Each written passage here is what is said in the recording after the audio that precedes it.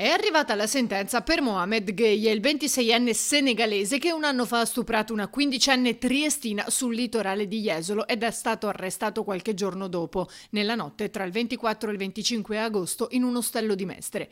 Per lui una condanna a 3 anni e 4 mesi di carcere, più 5.000 euro di provvisionale alla famiglia della vittima e il via libera al comune di Jesolo per una causa civile in cui potrà chiedere un risarcimento per danno d'immagine subito. Gueye ha sempre respinto le accuse. Di cose sbagliate ne ho fatte nella vita, aveva detto, ma questa no, ho la vita rovinata. Lui infatti ha sempre ammesso il rapporto, ma mai lo stupro. A chiusura della requisitoria, l'accusa aveva chiesto la condanna del 26enne a 6 anni e 6 mesi.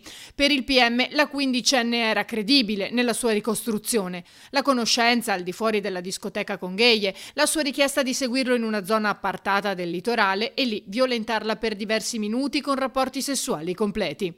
A testimoniarlo per il PM ci sarebbero stati lo sconvolgimento emotivo della ragazzina e la presenza della sabbia sul corpo, oltre a un referto medico che parlava di un graffio al braccio e un rapporto sessuale completo.